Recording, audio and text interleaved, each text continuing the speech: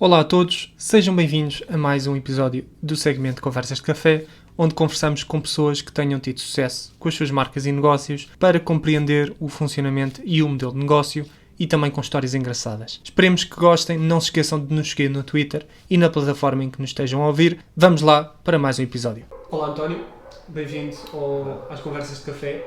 Hoje temos aqui o António Vilaças Pacheco, que é dono de um cowork em Carcavelos e é fundador da editora Self. Muito obrigado pela tua disponibilidade, António. Obrigado pelo convite. E ia-te perguntar, já desde o início, porque é que começaste estes dois aspectos, ou seja, o cowork e a editora? Olha, eu não comecei por aqui, que isto é, ambos estes projetos são, se calhar, o número 2 ou o número 3 de projetos em termos de empresa, embora estejam relacionados um com o outro. Portanto, eu quando comecei a editora Self, já me fazia sentido ter um espaço de cowork, já tinha essa ideia que era algo que era giro fazer. Na altura, estamos a falar de 2013, portanto, eu creio que havia 1 ou 2 coworks em Portugal na altura. Eu, por acaso, sou amigo de um dos primeiros e, portanto, a ideia apareceu e ele já o tinha. E não um amigo muito próximo, ou seja, não da maior proximidade, não é alguém que eu tivesse todos os dias, mas era alguém que eu sabia. Olha, o Fernando, que é o nome dele, já tem um cowork, que é um espaço giro e é assim e assim. E foi algo que eu percebi que casava muito bem com aquilo que queria fazer na editora Self. Eu já explico um bocadinho porquê, mas se calhar, explicando ainda antes disso, eu acho que tudo isto vem de uma grande vontade de criar algo próprio. Nunca me identifiquei. Trabalhei durante algum tempo, pouco, em auditoria, que era a minha área de formação, mas não era o que eu gostava de fazer e não era interessante para mim, e nesse processo já estava a criar a minha empresa e rapidamente saí para a minha primeira empresa na altura. Mas tudo isto vem de alguma vontade de criar coisas, um bocado uma irreverência na altura, muito mais uma desobediência, se calhar, do que de facto eu saber mesmo o que é que estava a fazer. Mas a editora Self e o cowork nascem no ano um de 2013, outro de 2014, portanto, primeiro a editora Self, depois no ano seguinte o cowork da Praia, e o objetivo vem um bocadinho de uma necessidade. Eu já tinha uma editora antes disso, que criei em 2003, portanto eu tinha 22 anos na altura, e criei esse projeto editorial, o qual tive durante 10 anos, e portanto tornámos-nos um grupo grande, que ainda hoje existe, que é o Grupo Saída de Emergência, que fundei eu e o meu irmão, meu sócio na altura, em 2003. E foram 10 anos até que depois, quando a vendi, era uma das 8 maiores editoras portuguesas, na altura.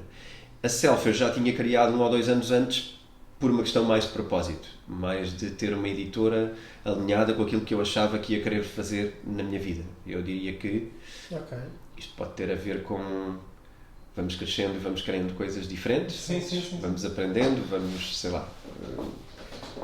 a nossa vida vai nos levando para outras coisas, e a editora Self casava, foi um projeto já feito com uma outra maturidade, quer empresarial, quer pessoal, quer de acreditar que valia a pena trazer outras coisas que eu tenho cá dentro e que se calhar achava que podia fazê-lo bem, e que se calhar havia essa lacuna no mercado de alguma maneira. Então é assim que nasce a Self, e o cowork é um bocado o braço real, não teórico, mas prático, de como queremos viver.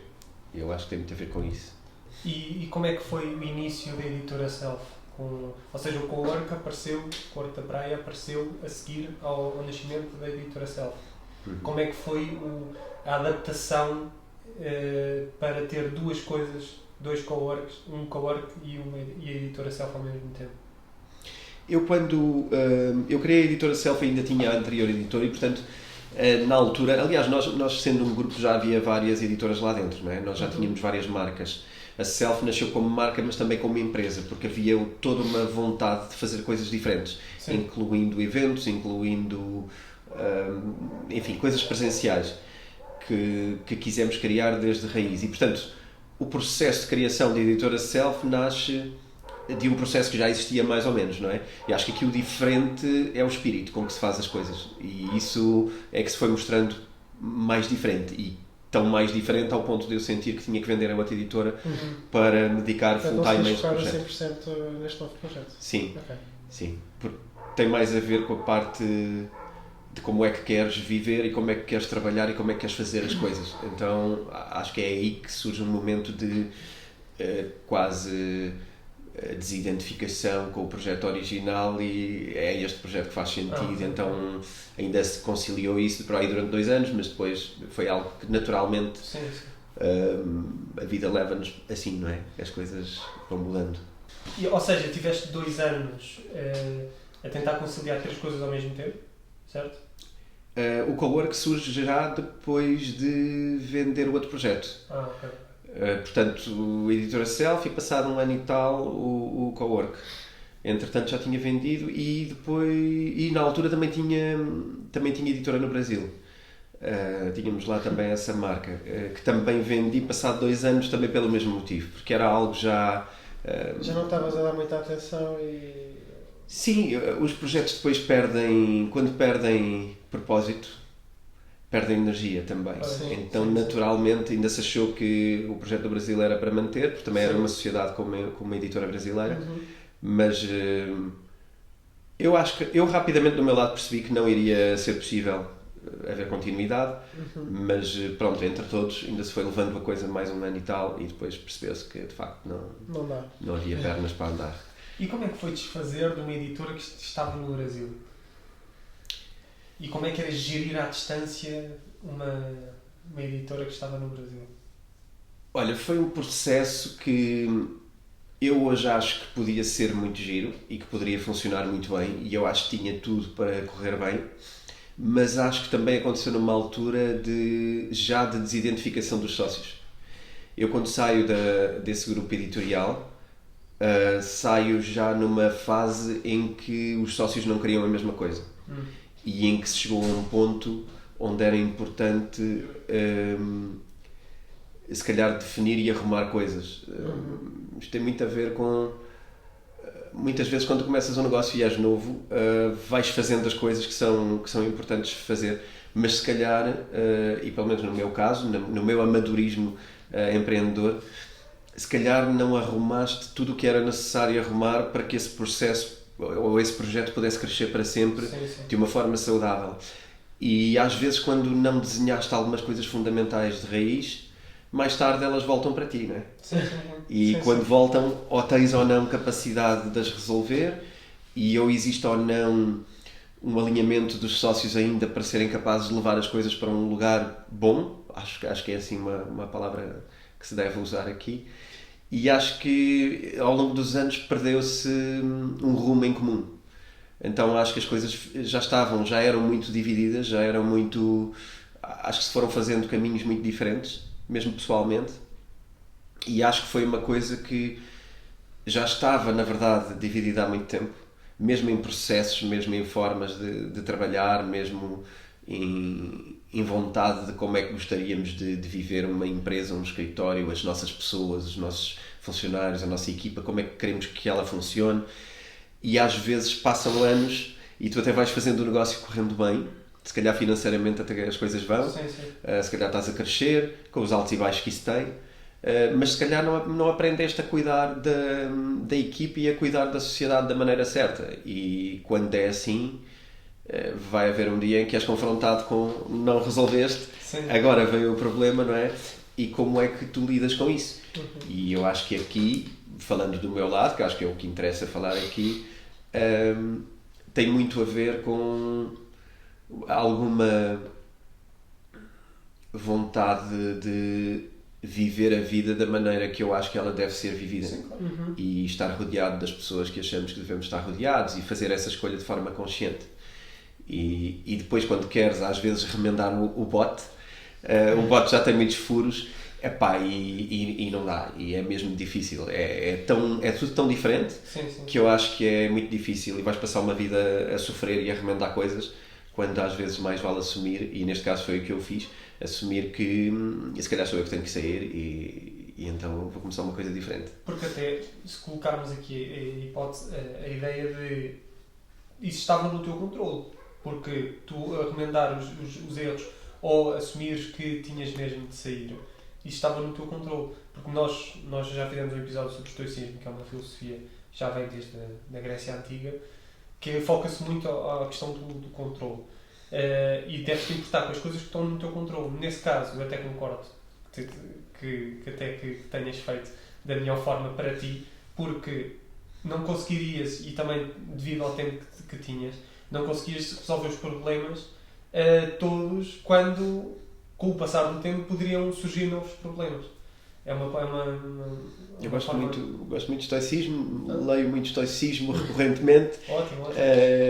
E é exatamente isso, quer dizer, o que é que tu podes controlar aqui, não é?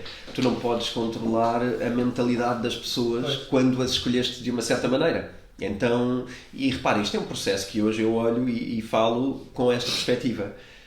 Mas estou a olhar para o retrovisor, não é? Na altura que estás a viver isto não é tão tranquilo, nem é tão em paz, nem é tão fácil largares uma empresa que criaste de raiz e que era tudo o que tu fazias durante muitos anos. Eu hoje tenho muitos projetos e são coisas diferentes e penso os projetos de uma forma muito diferente do que eu pensava na altura, e acho que muito até os portugueses, de um modo geral, somos muito educados numa ideia de posse, uma ideia de propriedade sobre coisas, e então vender um negócio que criaste é vender o meu bebê, estes sentimentos que eu acho que hoje são muito negativos, é muito attachment, é muita ligação, e eu acho que até o estoicismo ajuda muito a nós nos desligarmos daquilo que é material e percebermos que aquilo com que eu tenho ligação é o que eu tenho cá dentro. Pois.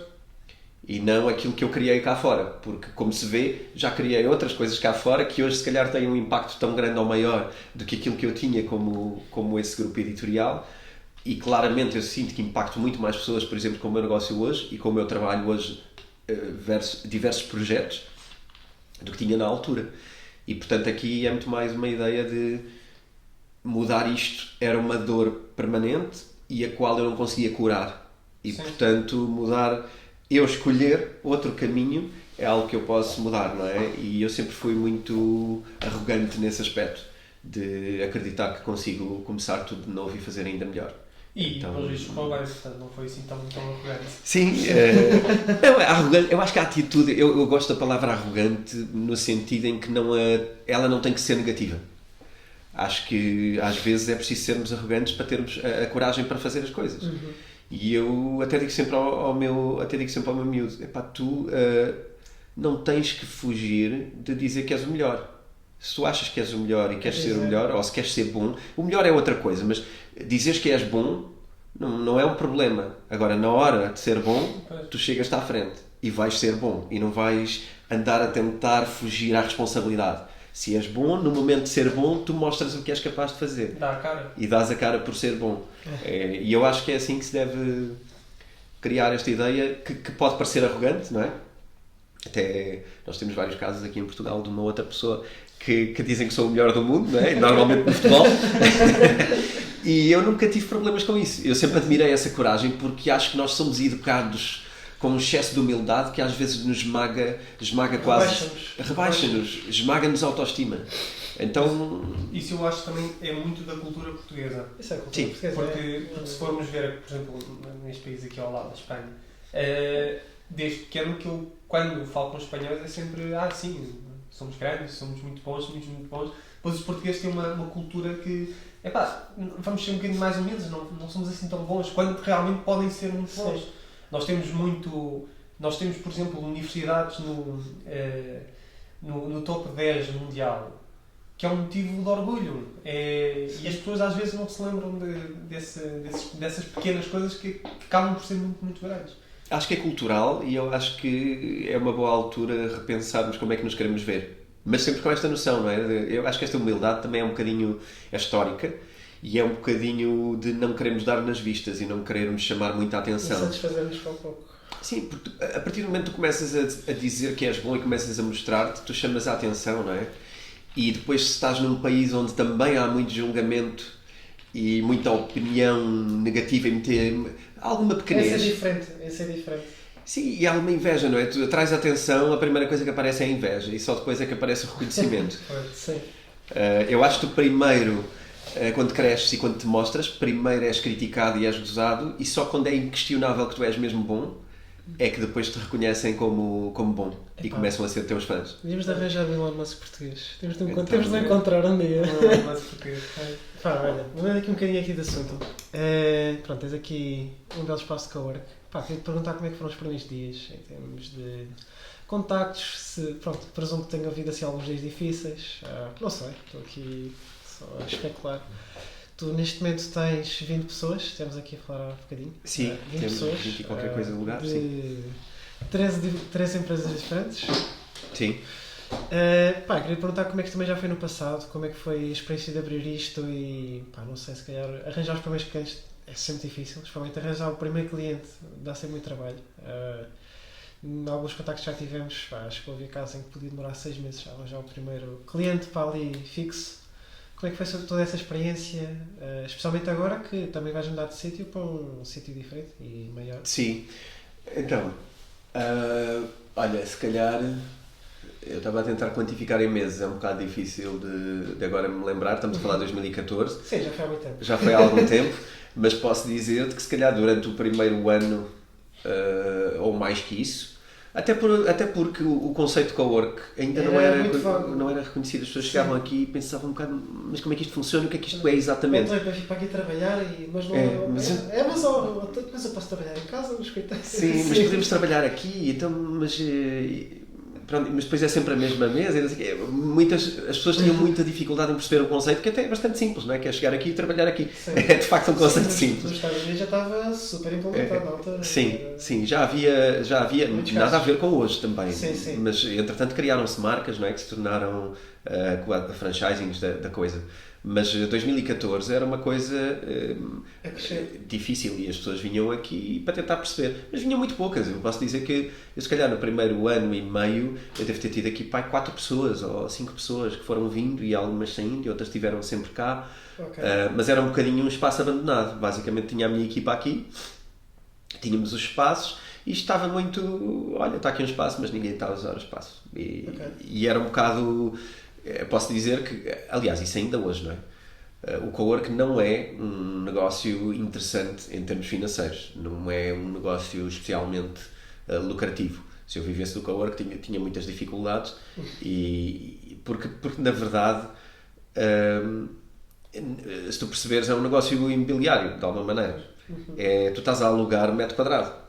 Mais gastos de energia, mais gastos de internet. Exatamente. Margens podem ficar curtas. Os monitores são pagos pela pessoa são pagos pela própria empresa. No nosso caso, cada pessoa tem o seu material. Nós não temos material informático partilhado com coworkers. Às vezes temos um monitor ou outro extra que, se alguém precisa ou quer, nós cedemos.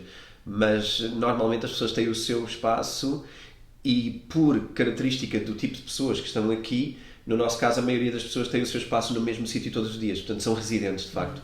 Têm a sua chave, têm o seu código de alarme, têm acesso 24 horas por dia, 7 dias por semana. Aliás, acabámos de perceber que passou ali uma pessoa atrás que foi trabalhar, por acaso é estrangeiro, e tem este acesso total, e há muita gente que trabalha fora do horário, e portanto é assim. Mas no início, como te disse, foi muito difícil de arrancar, não só porque o conceito não era conhecido, e portanto cada pessoa que vinha tu explicavas como é que funcionava, era uma coisa diferente. Ok.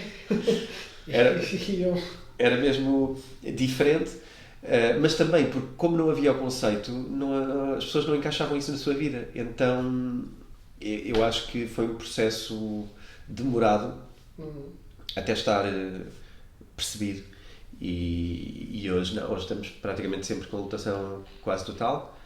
Especialmente após a pandemia, assumo. Porque desde a pandemia, pronto, houve um boom no que é tudo o que é de coworking e teletrabalho. Trabalhar remotamente.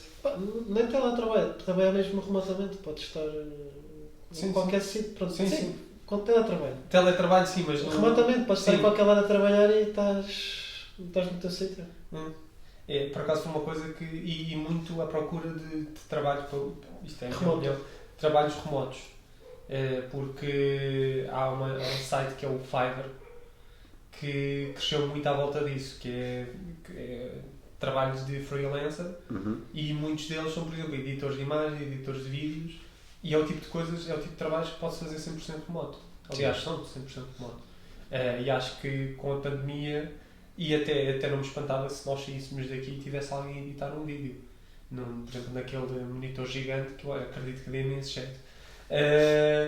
Mas é por aí que as pessoas aperceberam-se que podem fazer o mesmo trabalho em casa ou noutro sítio, não necessariamente ir ao escritório, não necessariamente ir a algum sítio, e depois contactar com diferentes áreas, porque eu nunca trabalhei num cowork, portanto não consigo dar essa opinião assim tão exata, mas até era capaz de experimentar um dia, se corresse tudo bem, não é? É interessante, é interessante. diferente. E como é que é feita a gestão de clientes aqui dentro do cowork? Nós temos uma pessoa da equipa que é responsável por isso, portanto é responsável por que o espaço esteja tudo bem, por reservas de salas, temos mapas de reserva de salas de reuniões, etc., por manter isso tudo organizado, por garantir que as pessoas, quando precisam de alguma coisa, temos ou não resposta para isso. Enfim, um conjunto de coisas que é o que nós chamamos de Community Manager, e é uma pessoa da equipa que faz isso. Faz isso e faz outras coisas, porque isso o nosso espaço não é assim tão grande e, portanto, não tem assim tanta necessidade. Portanto, basicamente, temos a pessoa que cuida disso. Houve uma altura, antes da pandemia, em que tínhamos muitos eventos no cowork. Nós chegámos a abrir um segundo espaço, até aqui em Carcavelos. E o que aconteceu foi, quando veio a pandemia, a maioria das pessoas, até pelos lockdowns e tudo, cancelaram e reduziram. E o nosso espaço número 2, portanto o nosso segundo cowork, era muito virado para a área de eventos. Isto é um exemplo giro de isto não é só crescer e não é só coisas bonitas a acontecerem. Abrimos um novo espaço, fizemos um investimento muito significativo em preparar um novo espaço para tudo. E quando conseguimos estar ali num break-even já positivo, já break-even versus positivo, veio uma pandemia que acabou com tudo. Tínhamos marcações de sala com eventos. Nós tínhamos salas que conseguiam ter até 30 pessoas. Portanto, mesmo espécie de palestra. Sim. Tínhamos uma subcave, tínhamos várias áreas. E quando aquilo estava a começar a entrar no positivo e já tínhamos pessoas no cowork, já tínhamos aquilo em velocidade de cruzeiro, veio uma pandemia que acaba com tudo, retira-nos todas as marcações de eventos. Como devem imaginar, um evento é logo morto com as regras da pandemia, não é? Então o distanciamento, aquelas coisas, acabou-se tudo. Formações que já tínhamos marcadas com algumas marcas que eu até não vou dizer o nome, mas que até são marcas que toda a gente conhece, que já marcavam formações no nosso espaço, cancelaram tudo porque também deixaram de fazer essas formações. E a nossa decisão aí foi, em primeiro lugar, ir para casa e pensar, não é? Ir para casa porque não havia outro sítio para ir. Tínhamos mesmo de ficar em casa. Mas ficar ali num limbo de vamos pensar um bocadinho melhor e o que é que vamos fazer. Mantemos os dois, fechamos um, ficamos com o outro, ficamos com o dos eventos, ficamos com o daqui. E o que ficou óbvio na nossa cabeça foi, não, os eventos nunca mais vai ser, ou vai demorar muito tempo. Só agora é que começaram a arrancar. Depois de passar 2 anos e meio, quase 3. Isto rapidamente, aquilo que percebemos mais uma vez, e agora até vou usar outra vez a analogia que usámos no princípio, é algo que tu controlas ou não. Aparecer novamente uma pandemia, e eu diria que vai aparecer e não vai demorar muito, e é algo que tu vais controlar ou não e queres estar ou não no negócio, que é muito frágil perante essa realidade.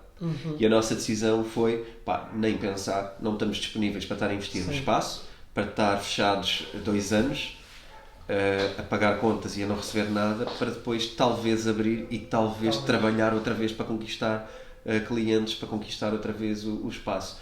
E estamos totalmente fora dessa energia porque, lá está, é algo que vem de fora, é algo que não controlas e tu não queres estar a trabalhar e a dar energia a uma coisa que depois o resultado é mais determinado. Baixo ou nulo. Mas caso mesmo nulo, não podiam haver eventos de todo. É zero. Tu ali faturas zero. Podes ter um ou outro estoico que continua a ir regularmente ao espaço e usa e eu não quero saber, eu preciso disto, isto faz sentido para a minha vida e vou manter a minha disciplina. E tivemos algumas pessoas assim durante o período do Covid, pessoas que não cancelaram, mas são individuais, que trabalham e que vieram e a vida fez. Eu ia perguntar isso, mesmo durante o lockdown, se havia pessoas que vinham para aqui trabalhar. Sim, houve poucas que mantiveram, a maioria vivia no pânico e no medo, normal, e houve 2 ou 3 ou 4, uma meia dúzia de pessoas que mantiveram estoicamente uma atitude de epá, desde que eu me sinta seguro com os mínimos que estamos a fazer, vamos manter uma atitude responsável e continuar. Pronto, e alguns mantiveram. Mas foi um período duro para quem tem, e acho que é interessante refletir, para quem cria negócios e pensa em criar negócios deste género, perceber que às vezes vem uma coisa de fora e tira-nos o tapete. Sim. E isto é muito importante estar preparado para isso. Aconteceu um bocadinho com todos mesmo. Pá, o que me dá mais à cabeça é, por exemplo, o José Vilés teve de fechar um restaurante e um bar por causa do Covid. E mesmo assim ele, no que pôde, teve sempre a fazer refeições para as pessoas mais carenciadas no seu restaurante e dava as refeições. Mas mesmo período, pronto, o restaurante estava fechado. Sim. Às vezes também há esse lado engraçado de, se calhar ainda mais importante do que, isto depois depende, não é? Pode alguém ouvir isto e dizer, está bem, mas quem precisa mesmo de dinheiro para pôr comida na mesa não pensa exatamente assim. E eu percebo isso. Mas às vezes estes períodos socialmente difíceis, o que ajuda muito é uma atitude de ter um propósito na mesma. Porque muita gente foi para casa, largada para casa, sem objetivo, se calhar foi em layoff numa empresa, não havia trabalho. Exato. E perdes-te. E depois é difícil. Há muita gente que hoje, aliás, vocês se pesquisarem um pouco, e se calhar até já ouviram falar sobre isso, a quantidade de pessoas hoje a recorrer a apoio psicológico. Subiu drasticamente. Então, eu não conheço um psicólogo ou psicoterapeuta que não tenha o horário completamente esgotado há 2 anos. Isso de certo modo é bom, mas agora... Pronto, é um bocadinho de rir, um bocadinho na tristeza, atenção. Mas é completamente verdade, e até mesmo as listas de espera para, neste caso, sessões de psicoterapia no público, acho que estão à volta de 6 meses. Eu acho que está muito mais, é mau tempo de espera, mas para mim, eu olho como uma coisa positiva que é, as pessoas estão a recorrer a isto. Como alguém, para mim, na minha opinião, como alguém vai ao médico ou ao dentista ver como é que está a sua saúde, vai ao psicólogo ver como é que está a sua cabecinha. Acho que faz muito bem, é como um medicamentozinho. É verdade, desbloqueou muito esta ideia de... Tirou esse tabu, deixou de haver tabu. Sim. As listas de espera têm mais a ver com ser incompetente. Sim, mas... do que outra coisa. É mais um sinal positivo, entre aspas, que é... Ok, agora é uma lista de espera, mas vê-se que as pessoas querem isto. Então estão a recorrer a isto. Quem não consegue quer recorrer a isto. Sim, eu acho que tens 2 níveis nisso, não é? Tens as pessoas que vão fazê-lo numa perspectiva de saúde, de melhorar a saúde, mas depois tens pessoas que estão em situações muito difíceis. Claramente. E isso é que é a parte muito complicada para quem está em listas de espera, porque normalmente, se calhar, até são pessoas com menos recursos, e aí acho que é dramático. Acho que é dramático. Mas a verdade é que se alguma coisa positiva se pode tirar daqui é uma consciência de que isto é importante, não é? E essa ideia de continuar a servir refeições, mesmo que o dinheiro não esteja lá, é uma ideia de propósito, não é? De conseguir continuar a fazer aquilo que é o propósito da pessoa, que se é cozinhar, é cozinhar, então não há dinheiro envolvido, mas eu vou continuar a cozinhar. E eu acho que isto é interessante. Nós, por exemplo, na nossa equipa, continuamos a trabalhar a uma velocidade um bocadinho diferente, mas continuamos todos remotamente a trabalhar, a ter a equipa em casa e funcionou bem. Também já tínhamos algumas metodologias, outras melhorámos, mas também sempre foi algo que a mim, na minha ideia de liberdade, o trabalho, eu digo sempre, o trabalho é uma coisa que tu fazes, não é um lugar para onde tu vais, não é? E portanto, desde que trabalhes, não estou muito importado se vens ao escritório ou não. Acho que é uma questão de termos ou não uma metodologia para eu saber que trabalhas e tu saber que trabalhas, e mais do que isso, ambos sabermos quanto é que trabalhas, porque isto é que é importante. Isso é uma grande mensagem para os patrões de Portugal. Eu acho que é. Olha, mas por isso é que vocês provavelmente não sabem, mas por isso é que eu também escrevi um livro a meias com o Fernando Moreira, que se chama Teletrabalho, princípios para o trabalho remoto. Eu tinha visto. Já te cruzaste com isso? Já, eu não sei se temos aí um exemplar, mas... Eu pessoalmente confesso que se calhar não. Mas... Tema muito interessante. É próprio da editora Self. Eu durante a pandemia ou durante o ano passado, quando eu digo pandemia, 2020, acho que até foi em 2020 que a editora Self fez uma promoção de 3 livros por um preço bastante agradável, e eram livros, por exemplo, de literacia financeira e outros de produtividade. Sim. Acho que é por aí. E eu comprei esses 2 bundles e eu, por acaso, quando estava na pesquisa no site, é que me deparei com isso do teletrabalho. Que agora eu estou aqui à procura. Acho que não deve estar aí. Não deve estar aqui. Mas, e como é que, agora falando da editora Self, como é que é feito a gestão da equipa na editora Self? Porque estamos a falar de uma editora, aqui para também não falar só do espaço cowork, como é que é feita assim, como é que é gerir as personalidades, diferentes personalidades que tenhas na equipa, da editora, como é que é isso? É desafiante, como tudo, não é? Acho que como qualquer coisa.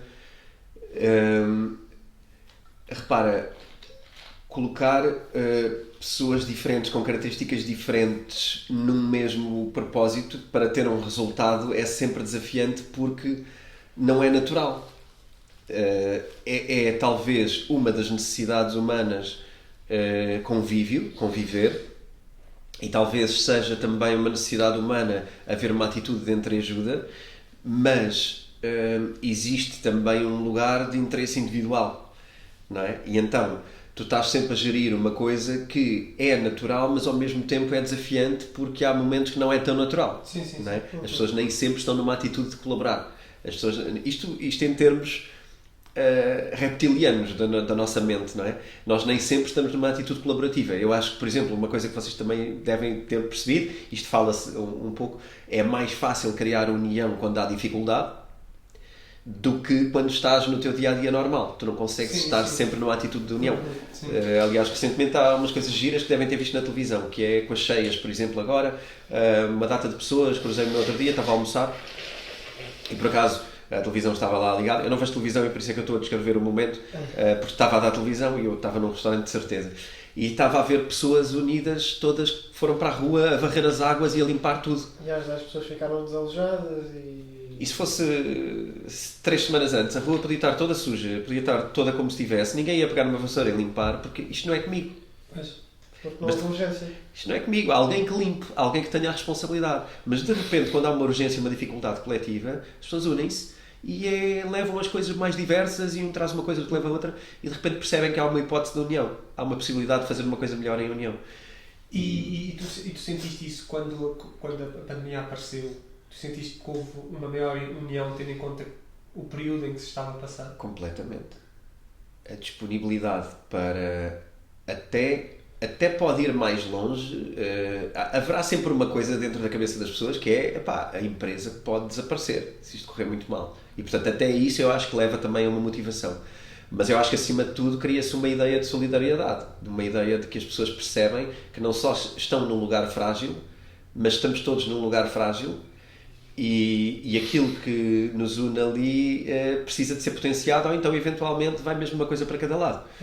E eu acho que isso, sem dúvida, senti, claro que sim, na equipa, claro que sim. Sentes em momentos desafiantes, sentes mais união na equipa. Eu acho que é sempre um processo. Nós criámos ao longo dos anos, criámos algumas metodologias que vamos percebendo que funcionam e que colocam as pessoas mais numa atitude de união do que de separação. Entre elas temos momentos de partilha diários, onde todos os dias as pessoas partilham o que é que está a ser difícil, nós chamamos em brincadeira qual é a tua dor e qual é o teu o que é que hoje te anima, o que é que hoje estás contente porquê, e temos isso todos os dias partilhado em equipa, fazemos dailies com isso, e isso muda. Isto acaba com aquela ideia de que eu tenho dificuldades e ninguém quer saber, isto está-me a correr mal e ninguém me ajuda. Então isto é um momento de equipa em que toda a gente tem uma oportunidade de dizer olha, eu posso te ajudar com isso e então vá lá, agora da parte da tarde eu se calhar sento-me contigo e vou ver isso. As pessoas não se sentem tão desapoiadas e eu sinto que isto é um valor muito grande que criamos e acho que toda a gente devia fazer isto nos seus grupos. E depois também uma ideia de as pessoas na verdade veem-se umas às outras sentadas em frente a monitores, mas não sabem o que é que as pessoas estão a fazer. Sabem mais ou menos o que é que elas fazem à zona. Ok, aquela pessoa é designer, provavelmente está a fazer coisas de design, mas o que é exatamente, não é? E se calhar essa pessoa está a trabalhar outra coisa que tem a ver com aquilo. Sim. Então também temos uma partilha de o que é que estamos a fazer, não é? O que é que estamos aqui a fazer, o que é que começámos, o que é que acabámos, e o que é que vamos pegar agora. E isto ajuda também muito a teres uma consciência global sobre o que é que está a acontecer. Então acho que isto também é uma coisa importante. E também traz aquela responsabilidade que eu acho que é muito importante, que é quantificar o trabalho de alguma maneira. Ter uma noção de quando é que começas uma coisa e quando é que acabas uma coisa. Haver uma responsabilidade. Eu gosto de ideias que sejam... Eu gosto de pessoas que sejam proprietárias do seu trabalho. Ou seja, não tenho que ser eu a dizer o que é que vais fazer a seguir, ou o que é que tens que fazer antes, ou o que é. Não é? Eu posso ensinar os processos ao início, mas depois o que eu até gosto é que me ensinem a mim coisas sobre o seu trabalho. Sim. Então, deixar a pessoa fluir e ser responsável. Mas isso também traz... a autonomia traz responsabilidade, não é? Então tem que ser a pessoa a dizer quando é que começa ok e quando é que acaba ok. E depois, se não correr bem, o que é que falhou? E porquê, não é? Ou seja, haver aqui esta ideia de que estamos todos a produzir uma coisa. E como é que é feita a gestão? Isso por curiosidade. Eu imagino que tu tendo uma editora, como é que tu fazes? Por exemplo, tu tens um livro de Napoleon Hill, tens um livro, tens livros próprios. Como é que tu fazes a gestão, tu, a editora, como é que fazes a gestão de diferentes autores? E autores internacionais, por vezes? Sim. Se calhar 95% dos autores da Self são internacionais. E a maioria são best-sellers americanos, ingleses, alguns best-sellers espanhóis, mas a maioria são americanos. Porque é o mercado que mais publica aquilo que nós publicamos. Nós somos muito... A atitude de empreendedorismo, de startup, de criar negócios, de finanças pessoais, de tu seres proprietário do teu destino, de tu precisares trabalhar o teu mindset, disso ser a coisa mais importante da tua vida. Esta é uma atitude que os americanos chegaram lá muito mais cedo do que os europeus. Sim. E portanto, aí a responsabilidade, por exemplo, da escolha dos nossos autores é minha em última instância, porque eu sou o editor, e portanto sou eu que seleciono conteúdos, mas já estamos numa equipa onde alguém viu alguma coisa ou leu alguma coisa e podem surgir daí inspirações. Sim, ideias para livros, nem que seja a temática. Às vezes pode não ser a pessoa, é o tema. Olha, o que eu acho é que as pessoas estão... às vezes aparece-me alguém da equipa, António, eu tenho visto muita gente interessada neste tema. Não achas que podia ser fixe publicarmos alguma coisa à volta disto, etc. Ou António, olha, estive com uma pessoa neste fim de semana, almoçámos e estava a ler um livro e estava a adorar, e era este livro, conheces? E já aconteceu publicarmos, porque agora estou com um em mente que por acaso conhecia, que por acaso eu estava a lê-lo também e que decidi, giro, até ganhas aqui um fogo diferente na coisa e por acaso chegámos a publicá-lo. Eu creio que até o livro que eu estou a falar é As Tuas Próximas 5 Jogadas, do Patrick Bet-David, se não me engano. E é um bocado assim, tu tens que te inspirar, tens que procurar, tens que ler muita coisa, não é? Para pesquisar. Depois tens o processo de gestão, que é feito através de agentes, portanto, aí geres, mas temos muita autonomia, nós somos totalmente autónomos a gerir a forma de lançar autores e a forma de os publicitar em Portugal e trabalhá-los. É totalmente nossa e é um desafio constante, ou seja, para cada livro há um plano. Nós temos uma espécie, isto soa um bocado demasiado industrial, mas temos um bocado uma linha de produção no que diz respeito a tudo o que é que fazemos, quando é que fazemos, desde que nos interessamos por um autor, até que decidimos publicá-lo, tradução, revisão, a paginação, o design, a parte da produção, quando é que entra, como é que vamos fazer divulgação, temos vários brainstormings, como é que vamos pegar neste autor, como é que vamos divulgá-lo, depois passamos para a parte de implementação comercial, vamos ou não fazer investimentos de marketing, quanto, onde, e depois gerir o processo da venda. Está a vender bem, está a vender mal, para reeditar, o que é que fazemos? Portanto, nós temos cerca de, se calhar, 200 e qualquer coisa livros publicados hoje na Self, e há uma atenção contínua ao catálogo anterior e ao catálogo atual e ao próximo catálogo, e temos pessoas diferentes da equipa atentas aos sinais de cada coisa e sempre a tentar maximizar tudo. E onde é que os livros são impressos, por curiosidade? Os nossos livros são onde geograficamente, se é em Portugal, se é fora. Porque eu imagino que não seja aqui. Não, nós temos gráficas que trabalham connosco. Uma editora hoje hoje e há muitos anos. Tradicionalmente em Portugal tu tinhas uma outra editora que tinha uma gráfica, mas eram poucas. A maioria das editoras até já nasceram contratando serviços gráficos de empresas, porque é uma área diferente de negócio. Nenhuma... Por acaso eu lembro-me de uma que eu conheci, o Sr. Américo, da editora Planeta, portuguesa, não a Planeta que hoje vem nas livrarias, uma outra. Ok. Essa Planeta já não existe. Existia quando eu criei a primeira editora, hoje não existe. Ele tinha uma gráfica e eu visitei a gráfica dele algumas vezes. Cheguei a fazer livros lá quando comecei, 2003, 2004, e ele tinha uma gráfica onde produzia os livros dele, mas era praticamente o único do mercado a fazer isso. E a maioria recorre a gráficas porque, na verdade, uma gráfica faz livros, mas também faz trabalho publicitário, também faz folhetos, também faz catálogos, faz todo o tipo de coisas. E, portanto, é um negócio que tem uma gestão totalmente diferente. Não pode viver só do livro, mas também faz livro. E, portanto, os nossos livros são feitos todos, nestes últimos anos, têm sido feitos todos em parceria numa mesma gráfica, com quem já temos o processo aliado. E funciona assim, portanto, tudo o que é gráfico é feito aqui, ou seja, tudo o que é material para gráfica é feito aqui, é controlado aqui, aprovamos as provas de cor, fazemos tudo aqui, mas depois o processo de impressão não é aqui, sim, é numa gráfica fora daqui. Ok. Não tenho mais questões. Também já estamos aqui com um bom tempinho. Bom tempinho, porque ainda por cima tocámos sobre 2 modelos de negócio, porque acho que é o primeiro episódio que isso acontece. Sim. Nós falamos sobre 2 modelos de negócio no próprio episódio. Mas António, obrigado por teres vindo aqui ao podcast. Espero que tenhas gostado. E nós vamos deixar na descrição todos os links acerca do António, da editora Self e do Cowork da Praia. E é isso. Muito obrigado, António, por teres vindo. Obrigado, E adeus. Portanto, malta, espero que tenham gostado de mais um episódio do nosso segmento Conversas de Café. Os links que foram mencionados durante o episódio estarão na descrição. Sigam-nos na plataforma em que nos estiverem a ouvir e vemo-nos para a próxima.